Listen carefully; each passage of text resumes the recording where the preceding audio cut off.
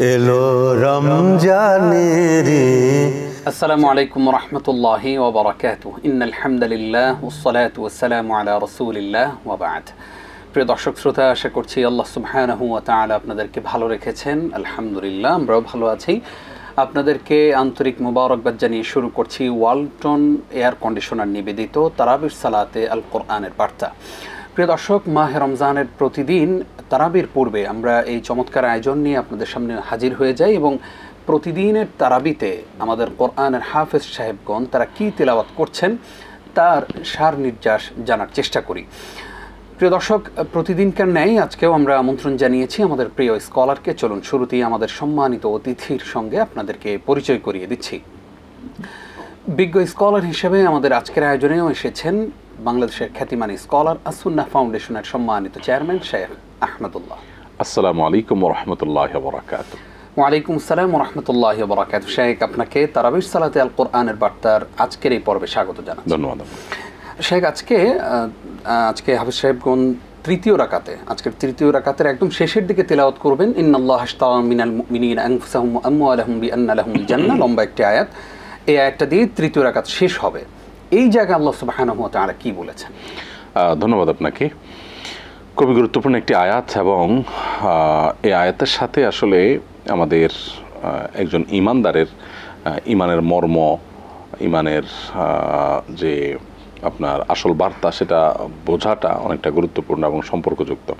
আল্লাহ বলেছেন যে আল্লাহ তাআলা ইমানদারদের জীবন এবং সম্পদ সব কিছু কিনে নিয়েছেন, বিনিময়ে তাদেরকে জান্নাত দিবেন। অর্থাৎ আমরা আল্লাহর কাছে জান্নাত পাবো, তার বিনিময়ে আমাদের জীবন, আমাদের সম্পদ সব কিছু আল্লাহর উদ্দেশ্যে আমরা নিবেদন করব। অর্থাৎ আল্লাহ এগুলোকে যেখানে যেভাবে যেটুকু খরচ করতে বলেছেন সেখানে আমরা ব্যয় করবো, এর বিনিময়ে আমরা জান্নাত পাবো। এখানে আল্লাহ তাআলা কিনে নিয়েছেন যে বলা হয়েছে, সেটা রূপক অর্থে বলা হয়েছে, সত্যিকার অর্থে সেটি কিনে নেওয়া নয়। কারণ হলো আল্লাহ তাআলাই তো আমাদেরকে জীবন দিয়েছেন, আল্লাহ আমাদেরকে সম্পদ দিয়েছেন। তো কেউ কিছু দিলে সেটা তো তার কিনে নেওয়ার দরকার নেই, তার দেওয়া জিনিসটা তিনি নিতেই পারেন। কিন্তু যেহেতু এখানে বিনিময় থাকছে, আমরা আল্লাহ আমাদেরকে যে জীবন দিয়েছে সেটাকে আল্লাহর নির্দেশে পরিচালনা করলে, আল্লাহ যে সম্পদ দিয়েছেন সেটাকে আল্লাহর নির্দেশে ব্যয় করলে, খরচ করলে, পরিচালনা করলে তার বিনিময়ে আমরা জান্নাত পাচ্ছি। যেখানে বিনিময় যেহেতু আছে, জন্য কেনা বেচার কথাটা বলা হয়েছে, এটা রূপক অর্থে আসলে। তাহলে একজন ইমানদার, প্রকৃতি ইমানদার হওয়ার জন্য তার জীবন, তার সম্পদ সব কিছু আল্লাহর রাহে কোরবান করার মতো মানসিকতা থাকতে হবে। ইসলামটা হলো পরিপূর্ণ সারেন্ডার করার নাম আসলে।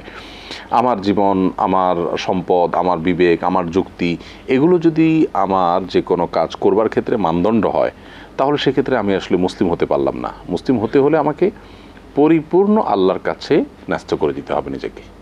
জি, জাযাকাল্লাহ খাইর। শেখ, আজকের তিলাওয়াতকৃত আয়াতগুলোতে 3টি সূরা রয়েছে। যেমন সূরা তওবা শেষ হচ্ছে, সূরা ইউনুস শুরু হবে, শেষ হবে, এরপরে সূরা হুদ শুরু হবে। আমরা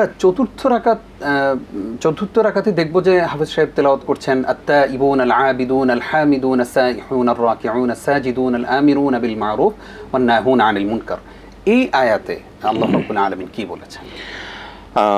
গুরুত্বপূর্ণ চতুর্থ রাকাতে বিশেষ করে এখানে মূলত যেই ইমানদারদের জন্য আল্লাহ তাআলা সুসংবাদ দিয়েছেন তাদের গুণের কথা বলেছেন। এখানে 9টি গুণের কথা বলেছেন আল্লাহ তাআলা।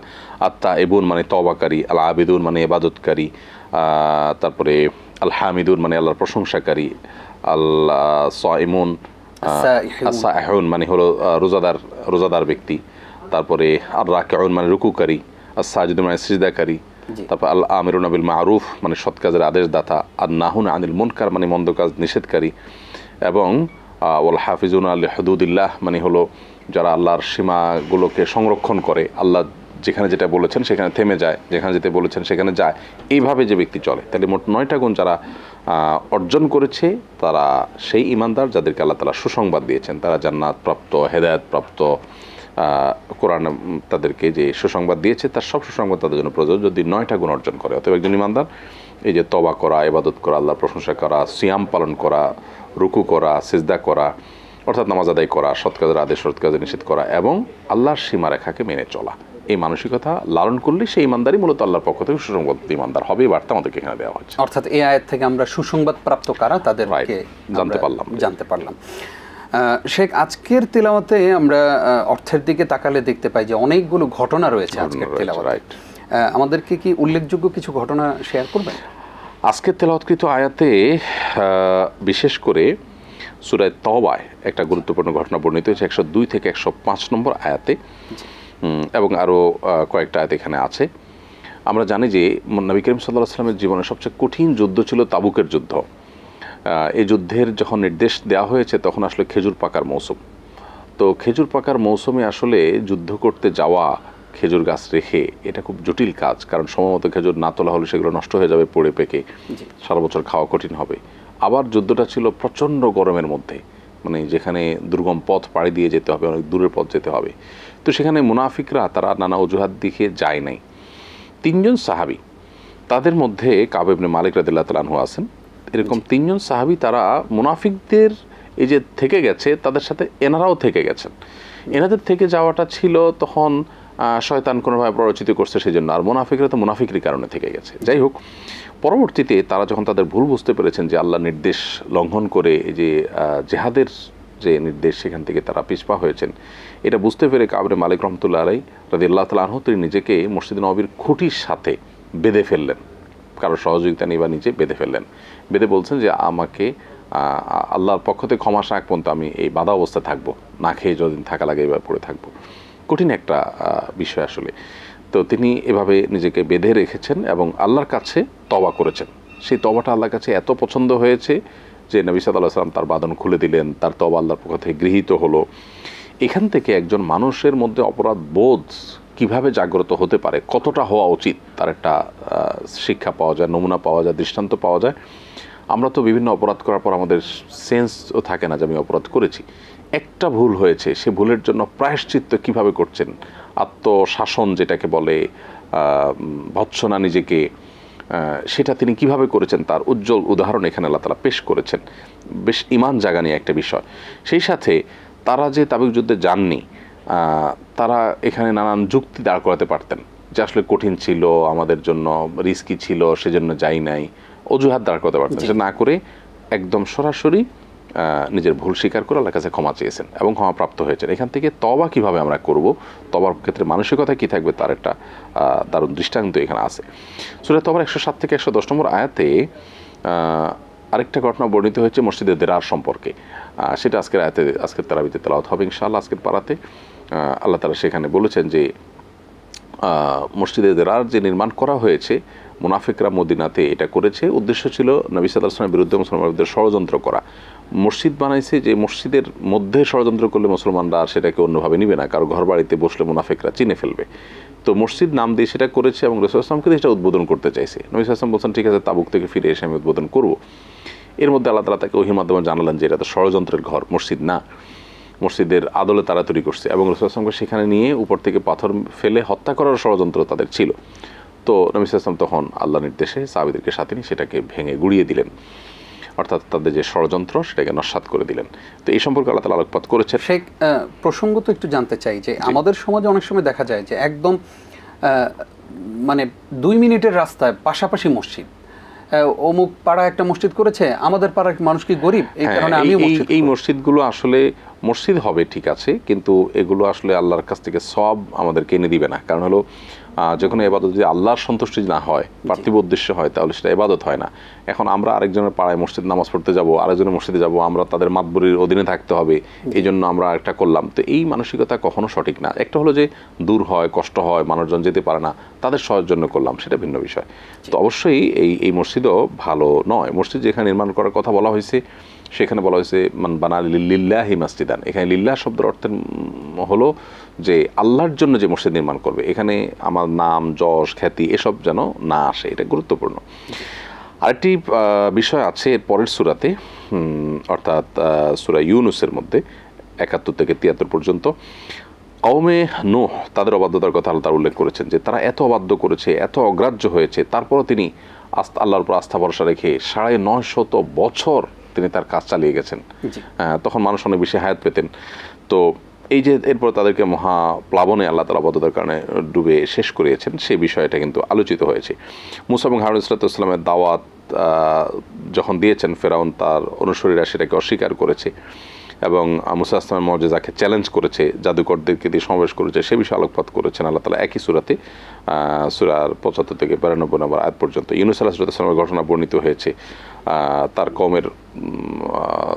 কওম তার প্রতি যখন ঈমান আনছিল না, তিনি আসমান থেকে আযাব আসার আঁচ করে অনুমান করে বলেছিলেন যে হ্যাঁ আযাব আসবে। এরপর যখন সময় মতো আসছে না, আল্লাহ তাআলা তাকে কিছুটা ভর্ৎসনা করলেন যে আল্লাহর কাছ থেকে না জেনে না জিজ্ঞেস করে তিনি টাইম বেঁধে দিয়েছেন। কিছুটা মানে প্রিয় মানুষকে শাসনসুলভ সেটা যখন হয়েছে, তিনি তখন গেলেন, আল্লাহ তাআলা তাকে পরীক্ষায় ফেললেন, নদীতে তিনি পড়লেন, নিক্ষিপ্ত হলেন এবং সেখানে মাছের পেটে চলে গেলেন। সেখান থেকে আবার আল্লাহ তাআলা তাকে বের করলেন অলৌকিকভাবে। তো ইউনূস আলাইহিস সালামের এই ঘটনাটা আল্লাহ তাআলা বর্ণনা করেছেন, সেটাও এই একই সূরা 98 থেকে 99 নম্বর আয়াতে। তো এই ছিল মোটামুটি ঘটনা বলি যে ইউনূস আলাইহিস সালাম তারপর আল্লাহর অবাধ্য হন নাই, আল্লাহর প্রতি ঈমান হারা হন নাই। তিনি নবী হিসাবে তার দায়িত্ব তিনি পালন করে গেছেন। পরীক্ষা এসেছে, পরীক্ষায় তিনি অবিচল ছিলেন, একটা সময় আল্লাহ তাআলা তাকে ঠিকই মুক্তি দিয়েছেন। জাযাকাল্লাহু খাইর উস্তাদ। আজকের তিলাওয়াতে একটি আয়াত আছে সূরা তওবাতে, আল্লাহ তাআলা বলেছেন ইয়া আইয়ুহাল্লাযীনা আমানুত্তাকুল্লাহ ওয়া কুনু মা'আস সাদিকিন। এই যে সত্যবাদীদের সঙ্গে চলা, এই ব্যাপারে আল্লাহর আদেশ রয়েছে, এর বাইরে আর কি কি আদেশ আছে? খুবই গুরুত্বপূর্ণ যে আদেশের কথা আপনি বলেছেন। আল্লাহ বলেছেন তাকওয়া অবলম্বন করো এবং ঈমান নেককারদের সত্যবাদীদের সাথে থাকো। এখানে অনেক মুফাসসিরগণ বলেছেন যে মানুষ কিভাবে মুত্তাকি হবে তার সূত্র এখানে আল্লাহ বলেছেন। প্রথমে বলেছেন ইয়া আইয়ুহাল্লাযীনা আমানুত্তাকুল্লাহ, হে ঈমানদারগণ তাকওয়া অবলম্বন করো। এরপর বলেছেন ওয়া কুনু মা'আস সাদিকিন, এবং সত্যবাদীদের সাথে থাকো। তাকওয়া অবলম্বনের কাজটা হওয়ার একটা উপায় হলো সত্যবাদীদের সাথে থাকা। এই জন্য আমরা কেউ যদি ভালো হতে চাই, নেক হতে চাই, সৎ হতে চাই, তাহলে তার উপায় হলো নেককার মানুষদের সান্নিধ্য অর্জন করা, ভালো মানুষদের সাথে থাকা। তাহলে আপনি ভালো মানুষ হতে পারবেন। পরিবেশ মানুষকে অনেক ক্ষেত্রে প্রভাবিত করে, এখান থেকে সে শিক্ষা পাওয়া যায়, সোহবতের গুরুত্ব এখান থেকে বোঝা যায়। এছাড়াও তাকে অবলম্বন করা, সত্যবাদীর সাথে থাকা, মুনাফিকদের উপেক্ষা করা, একমাত্র আল্লাহর ইবাদত করা, ওহীর অনুসরণ করা, ধৈর্য ধারণ করা, আল্লাহর কাছে ক্ষমা প্রার্থনা করা এবং তওবা করা, এই সব নির্দেশগুলো আজকের তেলাওয়াতকৃত আয়াতগুলোতে রয়েছে কম বেশি। নিশ্চয়ই অনেকগুলো নিষেধও চলে এসেছে আজকের তেলাওয়াতে। অনেকগুলো নিষেধ আছে, আমরা এর মধ্যে 1-2টা পয়েন্ট নিয়ে আলোচনা করতে পারি। আজকের তেলাওয়াতকৃত আয়াতের মধ্যে 11 নম্বর সূরা 2 নম্বর আয়াতে আছে আল্লাহ ছাড়া কারোর ইবাদত করো না। তাওহীদকে রক্ষা করতে বলা হয়েছে। এটা কোরআনের সবচাইতে বেশি রিপিটেডলি যে আয়াত, যে নির্দেশ রয়েছে তোমাদের থেকে এটা একটা, যে আল্লাহ ছাড়া কারোর ইবাদত করা যাবে না। আল্লাহ ছাড়া কাউকে ডাকতে নিষেধ করা হয়েছে। তার মানে ডাকা বলতে কি? ডাকা বলতে কারোর কাছ থেকে সহযোগিতা চাওয়া, অলৌকিক সহযোগিতা চাওয়া, যে আমার সন্তান লাগবে, ব্যবসা বাণিজ্যের উন্নতি লাগবে। আমরা প্রার্থনা যদি করার কথা বলি তাহলে সেটা একমাত্র আল্লাহর কাছেই করতে বলা হয়েছে। এছাড়া সত্য সম্পর্কে যারা জাহেল তাদের অনুসরণ করতে নিষেধ করা হয়েছে। সন্দেহকারীদের অন্তর্ভুক্ত হতে আল্লাহ তাআলা নিষেধ করেছেন। জি, জাযাকাল্লাহু খাইর। শেখ, আল্লাহ সুবহানাহু ওয়া তাআলা প্রায় সময় আমাদেরকে কিছু বিষয়ের দৃষ্টান্ত দিয়ে থাকেন। আজকের তেলাওয়াতকৃত আয়াতে কোনো অংশে কি আমাদেরকে কোনো দৃষ্টান্ত দিয়েছে? আজকের যে দৃষ্টান্ত আছে সেটা 10 নম্বর সূরা 24 নম্বর আয়াতে দৃষ্টান্তটি রয়েছে। সেটি হলো যে আল্লাহ তাআলা দৃষ্টান্ত দিয়েছেন আমাদের পার্থিব জীবনের ভোগ বিলাসকে, যে আমাদের পার্থিব জীবনের ভোগ বিলাস যেটা পেছনে আমরা মত্ত থাকি, যেটা করতে গিয়ে আল্লাহর অবাধ্য হয়ে যায়, নাফরমানি করি, এটার আসলে স্থায়িত্ব কতটুকু। আল্লাহ সেটা বোঝাতে গিয়ে বলেছেন যে কোনো সবুজ শ্যামল পরিবেশ, উদ্ভিদ, কোনো বাগান, কোনো ক্ষেত, ফসলের মাঠ, এটা যখন সুন্দর হয়ে ওঠে, হঠাৎ সেটা যদি কোনো দুর্যোগ দুর্বিপাকের মধ্যে পড়ে, সেটা কিন্তু মুহূর্তের ভিতরে দেখা যায় যে করে মাটির সাথে মিশে যায়, সব একাকার হয়ে যায়।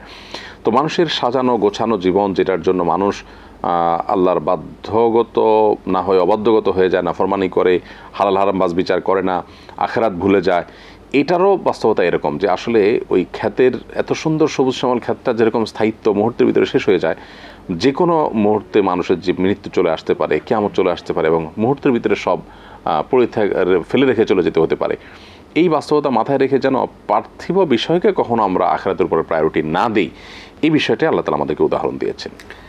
শেখ, সূরা তওবাতে আল্লাহ বলেছেন ইন্নাল্লাহা ইউহিব্বুত তাওয়াবিন ওয়া ইউহিব্বুল মুতাতাহহিরিন। আল্লাহ তাআলা তওবাকারীদেরকে ভালোবাসেন এবং পবিত্রতা অর্জনকারীদেরকে ভালোবাসেন। এর জন্য বিশেষ করে ওযু করি, গোসল করি, যখন যেটা করি আমরা খুব ভালো করে পবিত্রতা অর্জন করতে হবে। ভালো করে করা মানে পানি বেশি ঢালা না, ডলে ডলে উত্তম রূপে পবিত্রতা অর্জন করতে হবে এবং তওবাকারী হতে হবে। তাহলে আল্লাহর প্রিয় পাত্রের কাতারে আমরা সামিল হতে পারবো ইনশাআল্লাহ।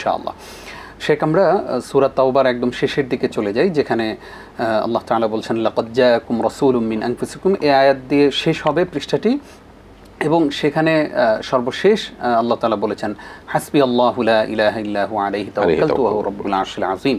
এখানে আল্লাহ তাআলা কি বলেছেন? দেখুন, আয়াতটা খুবই তাৎপর্যপূর্ণ, সূরা তাওবার একেবারে শেষ হাসবি আল্লাহু লা ইলাহা ইল্লাহু আলাইহি তাওয়াক্কালতু রাব্বুল আরশিল আযীম, আল্লাহ আমার জন্য যথেষ্ট, তিনি ছাড়া কোনো সত্যিকারের মাবুদ নাই, তার উপর আমি ভরসা করলাম, তিনি আরশ আজিমের রব।